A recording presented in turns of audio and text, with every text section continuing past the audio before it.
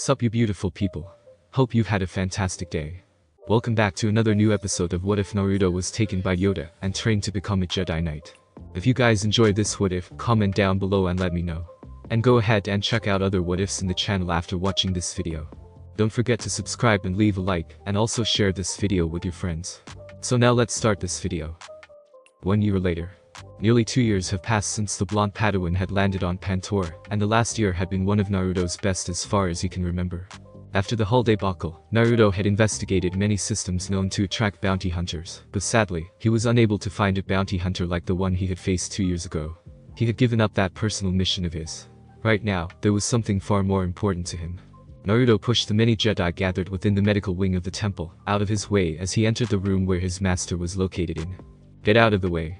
Naruto grunted out as he rudely pushed both the knights and masters out of the way as he forced his way to the pod.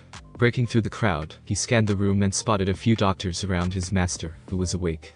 "Your vitals seem fine, but I'm afraid that the scar will last," one of the doctors stated as Plo Koon waved it off. A little scarring didn't matter much to him, so long as it didn't hinder his ability.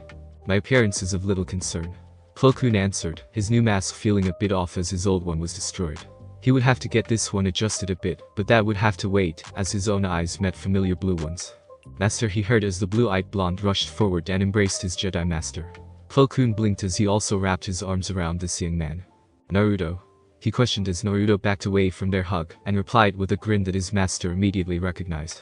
"Who else?" Naruto said as Plo Koon chuckled while getting back up. As he did, he inspected Naruto a bit. The blonde Jedi's hair was trimmed a bit, but it was still spiky. His whiskers had become a bit more pronounced. Could this be the doing of the fox? He filed that in away in his mind for later.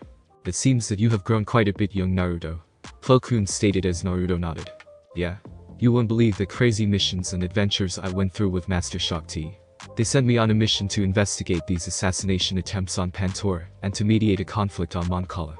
Naruto responded as Plo Koon raised an eyebrow. "You went on a political mission. Are you sure that this is the same Jedi Council we are talking about?" Plo Koon questioned as many of the more traditional masters would have thrown a fit about a Padawan having 3 Jedi masters, all of whom serve on the council. Naruto scoffed at that. "It's the same council, alright. Old man Rancisis was the first to oppose me going, but he actually came around, believe it or not," Naruto stated as Plo Koon hummed. "Just how long was he out?" "Naruto, how old are you? How many years has it been since I was in a coma?" Plo Koon questioned as he looked at Naruto. He had grown quite a bit, far from the child he had come to know. "Me? I'm 22. And my birthday is only a couple of months away too. So, I guess you were out for over 6 years. Yeah, it's about half of a year to the anniversary of the crash. So, 6 years and 6 months. Not sure if it was 6 days though, I didn't count. It'd be kind of ironic if it was," Naruto answered as Plo Koon's eyes whitened. 6 no nearly 7 years by the force, is that what a failed crash landing can do to you? "I think it's safe you say that I need to practice my piloting skills," Plo Koon joked as Naruto smiled at the joke. Even after being in a coma for such a long time, he didn't lose his humor a single bit. Naruto suddenly hugged Plo Koon again. "I'm just glad you're okay," Naruto started as Plo Koon sighed and tapped his Padawan's back. He knew how much Naruto cared about the bonds he had formed. He simply let it be and the two of them shared a moment.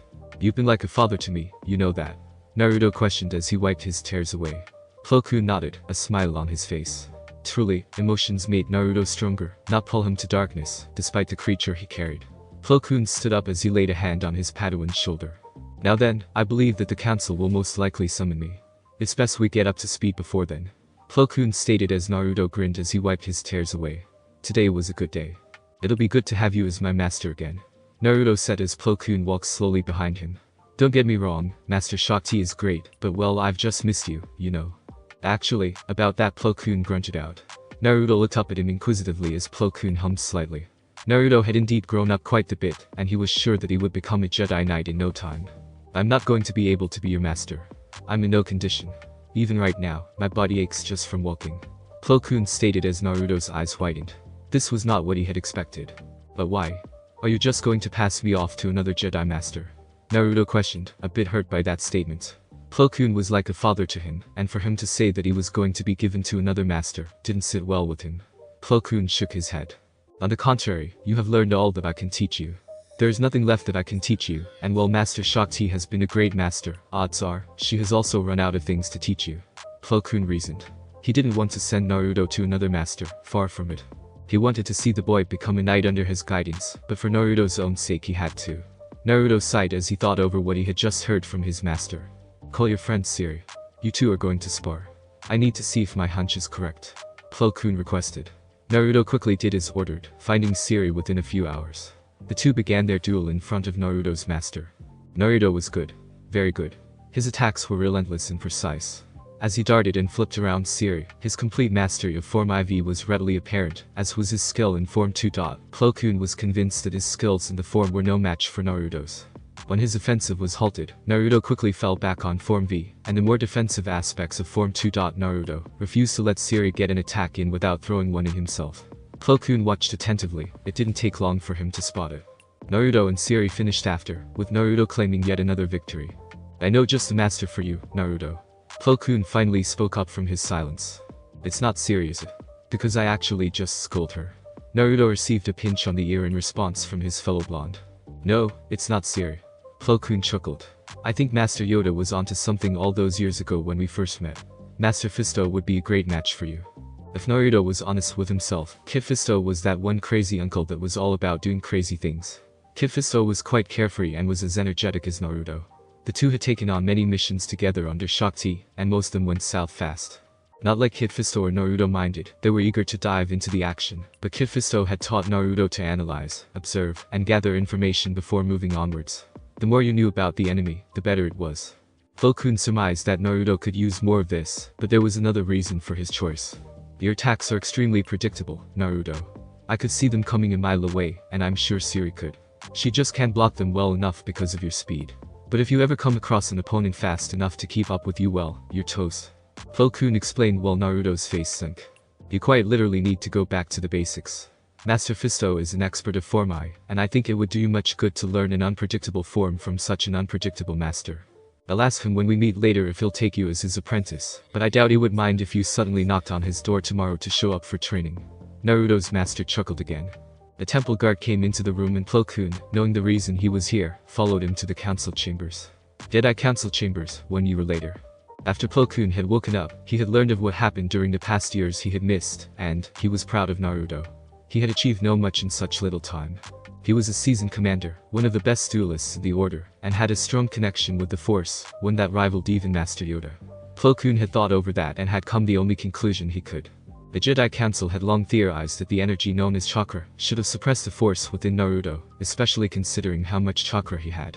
From what Yoda had told them about the people of Naruto's world, none of them held a tangible connection to the force. Yet, Naruto had one of the strongest connections to the force the Order had seen. For Naruto's people, they could not survive without chakra or the force. It was still somewhat of a mystery.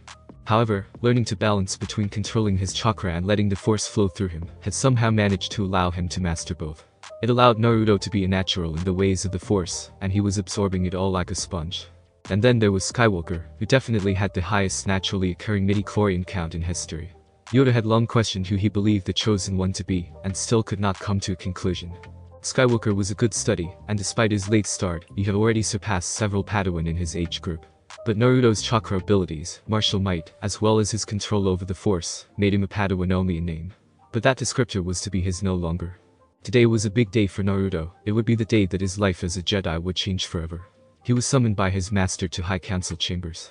He entered a room pitch black, and the door shut behind him. He walked forward in the dark room, using the Force to guide him to the center without stumbling. His skill, courage, insight, spirit, and flesh had all been tested.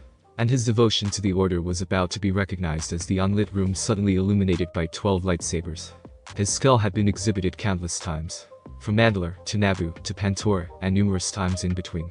His courage proven when he faced an entire army, endless in number, with only a handful of soldiers to aid him in the Naboo resistance. His insight was revealed on Pantora, as he helped put together a puzzle despite missing several of the pieces. His spirit, tried in the fires of Mandalore as he faced his inner demon, had been tested. Lastly, dealing with the loss of a master was not something many Jedi had to go through. His endurance in the face of pain had proven him capable. He had passed the trials both in the temple and in the real world. He was ready. Naruto stepped forward and knelt in front of Master Windu, who began to speak. Naruto Uzumaki. By the right of the council, by the will of the Force, I dubbed the quick slash of his purple saber singed Naruto's long Padawan braid. Naruto was filled with a swelling of pride. Jedi, Knight of the Republic. Master Windu finished the ceremony as Naruto stood. Jedi Temple. Naruto grinned ear to ear as he exited the council chambers, his Padawan braid held tightly in his hand. Siri smiled at the blonde. He had come a long way from being that brat she had known, and dare she say he was quite handsome now that he was quite grown up. Well, look at you, finally a full-fledged Jedi Knight. Obi-Wan spoke as he approached Naruto. Naruto chuckled as he gave a thumb up. One step closer to Grandmaster.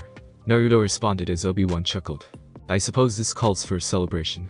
Obi-Wan questioned as he raised an eyebrow as Naruto rubbed the back of his head nervously. Sorry, not today, I've got to do something important. Naruto responded as he ran off down the hallway, leaving the group of Jedis behind. Siri suppressed a growl as Obi-Wan looked at her, confused. What was that all about? He questioned her as she rolled her eyes and turned on her heels and headed to her room. It's that mission of his, protecting the queen and all. Siri stated with a flat tone. Obi-Wan sighed. Siri was highly against the mission that Naruto was currently assigned to.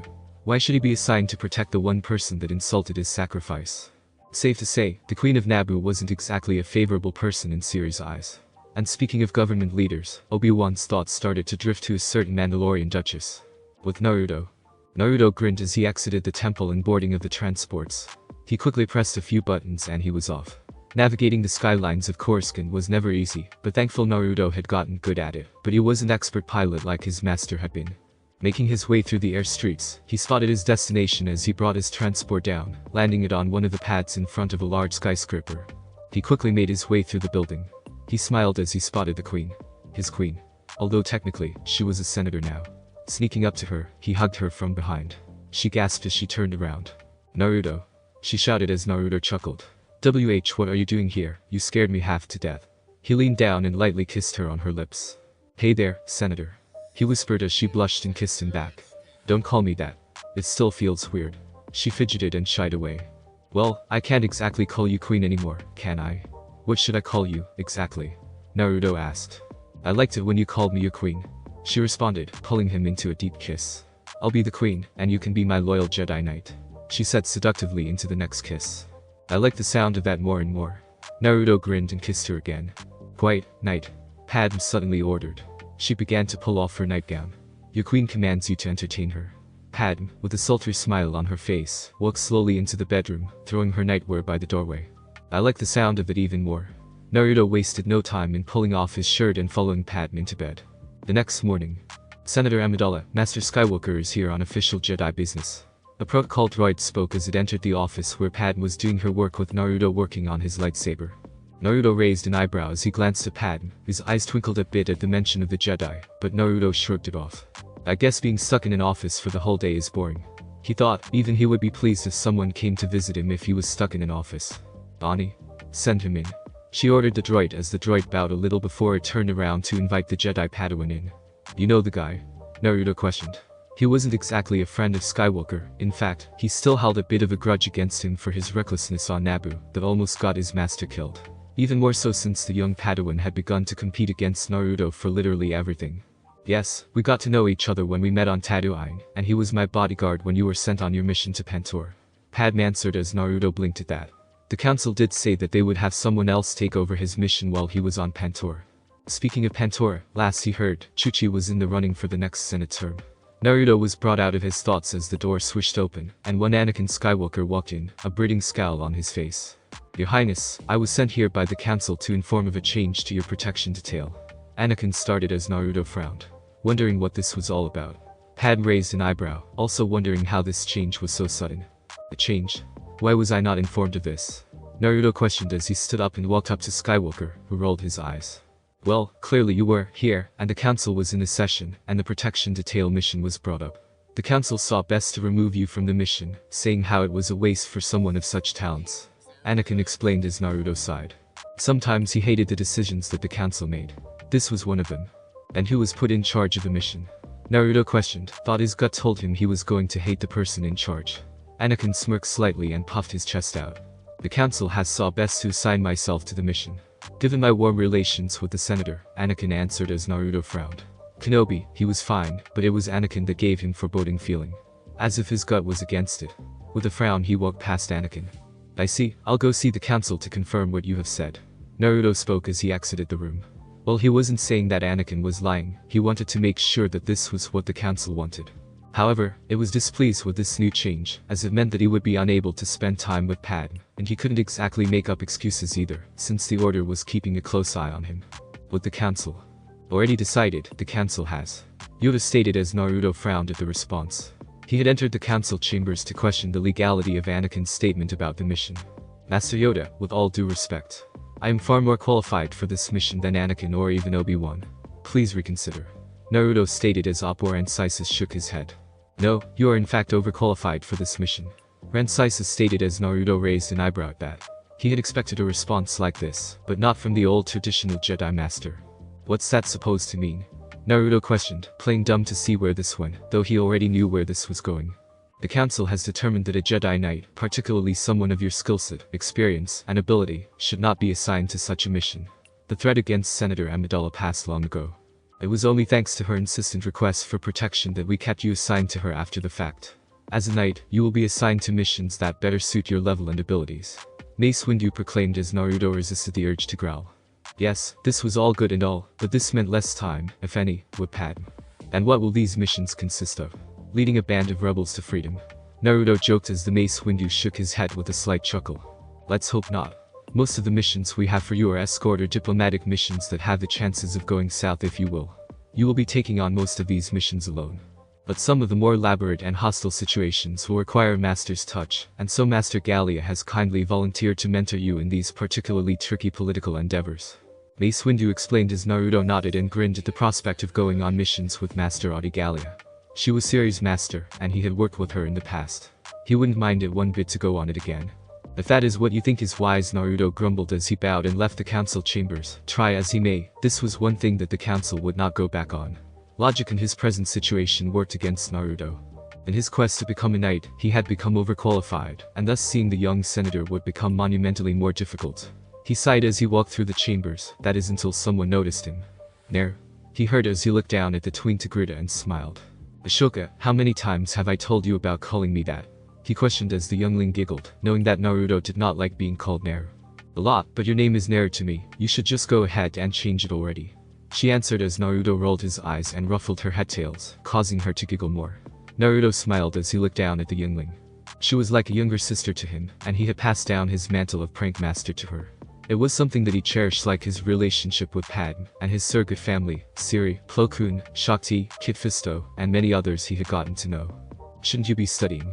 He questioned her as she pouted at the question. No? Studying is so boring. Besides, you never studied and look what you became, a Jedi Knight. She answered as Naruto chuckled nervously. Oh? Did little Nair dodge his studies? Naruto heard someone whisper in his right ear as he jumped a little in surprise, and turned to find a chuckling Ciri. What did I tell you about calling me that? Naruto questioned, a light blush settling on his cheeks as Ciri chuckled at his reaction. To not to? She answered as Naruto nodded. Ahsoka, you are not to hang out with this mean old lady any longer. Naruto put on a sardonic face. Ciri scowled in return. Old, I just turned 30 last month. Ciri responded, agitated. Hey, remember where I come from, if a lady isn't married by 25, they're considered as good as expired Christmas cake. Naruto continued to tease, and Ciri started to boil. Didn't you tell me that these girls often find foreign husbands, though? How about it, Nair? You're part Mandalorian, right? Will you finally take me as your Christmas cake wife? Ciri taunted back. Normally, Naruto would cringe and retch at the thought, but this time he wasn't going to be defeated so easily. He was a Jedi Knight, her equal. Inspiration struck him as he dropped his eyes and slowly stepped closer to his surrogate sister. You're right, Ciri. You're the only woman I could ever love. Let's run away, together. Naruto closed in and pursed his lips. Ciri's face had become beet red, and her eyes were widened in shock. He had to be playing her, she knew it. But as Naruto leaned in, her lips instinctively started to pucker to return the kiss. Well, it seems that you two are having fun, Nair. Someone spoke from down the hall, causing him to jump in surprise again. This time it was his former master. His face turned just as red as Ciri's, but he managed to work through his embarrassment from the annoyance of hearing his nickname. Not you two, Naruto cried out. Plo Koon only chuckled in response. Forgive me, but only I came to get Ashoka for her classes. Just be sure to head back to your rooms before you two go any further. Plo Koon stated as Ashoka whined about being dragged away to study. Nair, help me. She cried out as Master Plo Koon dragged her away as Naruto's sweat dropped in embarrassment. This was turning more tense by the minute. It wasn't long before Plo Koon and Ashoka were out of his sight as they rounded a corner, leaving Naruto and Siri alone in the hallway, the atmosphere so tense you'd need a lightsaber to cut through it. Ah, you know I was joking, right? Naruto turned to Siri. Oh yes, Siri responded, still flustered by their near kiss. So you want to go out for something to eat? Siri questioned as Naruto thought about it before shrugging. Sure, I haven't had something to eat in a while. Naruto agreed awkwardly as the duo went off to find a good place to eat. Obi-Wan often talked about this place a friend of his ran. Dex's Diner. Here you go. One house special for the newest Knight of the Order. Dex spoke with laughter, and he set the food down. Dex had become quite the friend to Naruto, as Naruto had more or less made frequent visits to Dex's Diner. Thanks, old man. Naruto thanked the man with a grin, who chuckled and headed back. He had other orders to work on. So, how's Knighthead treating you? Now that it's official, I mean. She questioned him as Naruto sighed. With all the responsibility and being a proper role model for the younglings and Padawans. Boring. He answered as he shoved a spoonful of whatever it was he was eating into his mouth. He would much rather spend his time with Padma going on an exciting mission or two. He hated doing nothing. Really? I thought you would running around, yelling out I got promoted. She teased him as he rolled his eyes. Taking a bit of the foreign food, she too was eating. Do you really have so little faith in me? He questioned as she laughed at his response. It's not that I have no faith in you, it's that I know all that is there to know about you. She answered with a smile as Naruto hummed. Did she really know all about him? Well, she didn't know one or two things about him. The two finished their meal and made their way back to the temple. As the two were leaving the hangar bay, they were cut off by Master Kid Fisto. Ah, Naruto, just the person I was looking for. Kid Fisto spoke as Naruto raised an eyebrow. What did Master Kid Fisto need from him? Do you need something, Master Fisto? Sera questioned as Kid Fisto approached the two knights. Not really. I was actually heading out on a mission soon and was wondering if you would be interested in coming. Kid Fisto answered as Naruto let out a grin. Oh, I'm interested. He tapped his lightsaber. His action was quickly put to rest when he felt pain on his head. If he's going, then I am as well. Siri stated as she withdrew her fist, letting Naruto nurse his injury. Kid Fisto chuckled at the display and nodded. 3 Jedi wouldn't hurt, it should increase their odds if anything. Very well. Meet me back here in about 2 hours. Kid Fisto ordered as he headed off to a new direction, leaving the two knights to bicker amongst themselves. A few days later, Naruto blinked as he felt an odd disturbance in the force. He frowned as he tried to locate this disturbance, but failed. It was as if a shift had occurred within the force, one that unnerved him. You okay? Siri questioned as the two walked through the corridors of a ship. Master Kid Fisto and the two knights were assigned on a mission to investigate the disappearance cargo ships within the Midrim. Currently, they had boarded a ship whose distress beacon had recently been activated. Yeah, just something seems wrong. Naruto questioned as Siri raised an eyebrow, wondering what that meant. However, she quickly pulled Naruto down as a vibroblade flew over the two. Maybe that's what's wrong. Siri snarked as she pointed at a few bounty hunters. Naruto rolled his eyes at them. Bounty hunters? Why does always have to be bounty hunters? He questioned as he activated his saber, Siri following his action as the two found themselves deflecting blaster fire. Siri quickly charged forward, deflecting blaster fire as she got closer and closer to the bounty hunters. In less than a few seconds, she was upon the first hunter, slicing his blaster in half, and quickly slashing him across the chest. Dodging an attempt on her life from her right, she pivoted on her foot and delivered a roundhouse kick to the bounty hunter. With the helmet completely crushed, he was sent crashing back into the wall. Too slow. Siri commented as she jumped over the last foe that tried to stab her. She quickly slashed the bounty hunter's jetpack as she landed behind her, sending the woman into the air as her pack malfunctioned before it exploded. Siri took a deep breath as she observed the downed bounty hunter. Wow, hate to be that guy. Naruto stated as he pointed to the one who got kicked in the face. He could see blood leaking from the poor man's helmet. How hard could Siri kick? Siri she kneeled to the one she killed and tried to find anything on him. Maybe they're being paid to hijack ships. Naruto reasoned as she himself went through the downed bounty hunters. Nothing. All they had were armor, blasters, thermal grenades, and other weaponry. If so, then who? The Huts or any pirate organization would just do it themselves. Siri questioned as she hummed, trying to find a clue. However, she was broken out of her thoughts as the holodisc beat. She pulled it out and activated it to reveal Master Kid Fisto. Master? Naruto questioned as Kid Fisto frowned slightly. I want you all to report to the bridge at once. It seems the disappearance of these ships is not the work of common thieves. Kid Fisto stated as the two knights nodded and quickly ran off, heading towards the bridge of the ship. As they did so, the ship was all but abandoned. No sign of the crew anywhere, no signs of resistance. Nothing. It was as if they had vanished into thin air. But that did not explain the bounty hunters. Entering the ship's bridge, they spotted Kid Fisto going through the logs. Did you find a clue? Naruto questioned as Kid Fisto slightly nodded as he beckoned the two to walk up to the hologram of the galactic map. This ship was traveling along the Hydian Way. Kid Fisto answered as Siri raised an eyebrow. What does that have to do with anything? She questioned as Kid Fisto further zoomed in on the map to show the colony's region of the galaxy. All ships that have disappeared were traveling along the Hydian Way, within the mid-rim. Furthermore, they all disappear near planets like Rendili, Humbarine, Talasia, and as far as Antar. These ships are not being stolen by pirates, it's far too organized for pirates. Kid Fisto stated as Naruto pointed at the map. So, what? Some organization is stealing from cargo ships. For what purpose? Naruto questioned. The cargo and the ships themselves weren't stolen, so it wasn't wealth of the ships that were valuable. The crew? Siri questioned as Kid Fisto nodded. The crew of every ship that has been found was missing. Kid Fisto stated as Naruto hummed at it, wondering why only the crew was missing. Could it be the Trade Federation? Are they setting up another blockade? Naruto reasoned, wouldn't be the first time the Trade Federation tried something like things, and given Naruto's experience with them, it was a safe assumption. No, for once the Trade Federation is innocent. Quite a few of their ships have also been targeted, and later found with the crew missing. Besides, the Federation has no need to kidnap a ship's crew, Kid Fisto reasoned. Why would the Trade Federation attack ships for crew members? Most of the Trade Federation ships were operated by droids, so the crew was not an issue. They also had a large trade network, meaning they were quite wealthy. I wasn't able to find any information on the bounty hunter, but I did find this. Siri spoke up as she brought out an old-looking currency. Kid Fisto took the old currency and inspected it and frowned. The currency was old, most likely obsolete as the Republic credits was what the galaxy used. This used to be the currency of Zageria. Kid Fisto stated as Naruto growled. Zagerians? Those slaving bastards. Naruto questioned, already understanding what happened to the crew. Zagerians were people notorious for maintaining one of the largest slave rings in the galaxy. It was a far cry from their massive slavery operations of old, but once slavery had been outlawed by the Republic, it crumbled. They had since built up a modest racket since, but it hadn't been much of a concern until now. If it is the Zagerians, then what are they doing all the way out there? Siri questioned. The Zagerian hated the Republic and the Jedi for interfering with their business, but for them to venture this far out, something was up. I think it's safe to say that the Zagerians are the responsible party. They must be ramping up their slavery operations once more. Kid Fisto reasoned as he turned around, the two knights following him. What now? Naruto questioned as they walked down the corridor of the ship. For now, we report back to the council. From there, the council will determine the next course of action. Kid Fisto responded as the two knights nodded. This was a situation that required their attention urgently. Back on Coruscant. Padme sighed as she worked on the paperwork. It hadn't been long since Naruto had left, and Anakin had taken over the bodyguard mission. Look, I'm just saying that you need to break up with him.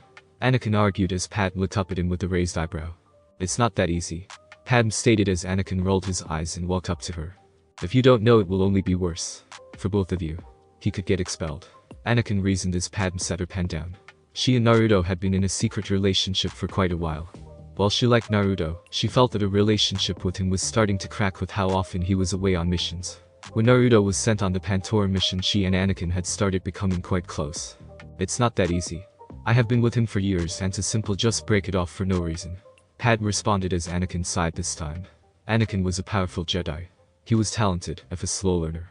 All the praise had already gotten to the young Padawan's head, putting him in direct competition with the only other Jedi who was set to exhibit the same level of talent as him, Naruto. Anakin saw everything as a competition with Naruto, be it saber work, the Force, intelligence, anything. Anakin wanted to be the best, after all, he was the chosen one, yet Naruto had always outdone him. That blonde Jedi had ascended to such great heights in such a short amount of time. His name was well known from Jedi and politicians to the bounty hunters afar his head. This did not sit well with Anakin. Thus, everything Anakin did, he tried to outshine Naruto. Anakin had become a far better pilot than Naruto, and his natural connection to the Force was stronger, but Naruto was more skilled with the lightsaber and the Force. Anakin chalked it up to experience, and he would close the gap soon enough. Not to mention the fact that getting closer with Padme would not only make him happy, but it would also stick it to that blonde. What's so complicated? Just break up with him, simple as that. Anakin reasoned. He didn't understand why she was so unsure of herself. Walking up to her, he smirked as he leaned down to kiss her. Padme leaned in as the two kissed. The two didn't even know that their actions would have serious ramifications for the galaxy at large. Jedi Council Chambers, 1 week later. Troubling, this is. Yoda hummed out as the council was gathered to discuss the findings that Master Fisto and the two knights have found. If what you say is true, then the Zagerians are reverting back to their old ways in a big fashion. Mace Windu stated as May mumbled at that. Not only that, but this in turn breaks the treaty that the Zagarians signed with the Republic. Master Rancisis stated. The treaty that the Zagarians had signed with the Republic was overseen by the Jedi Order. For the Zagarians to so brazenly disregard that treaty, that would be a slap to the Republic, but also a serious blow to the Order's ability to maintain such treaties. Then we are in agreement. We should prevent the Zagarians from building up a new slave empire. Master Kit Fisto questioned as many nodded. The Zagarians had to be stopped. If the Zagarians were to become too powerful, the Republic would have another Hutt space situation on their hands. The Jedi would not let another Hutt-like situation come to be. That may be true, but the Republic is not what it once was. Master Shaak Ti spoke up, surprising many, even Naruto. Was she saying that the Zagarians be left alone? What do you mean? Mace Windu questioned with a raised eyebrow.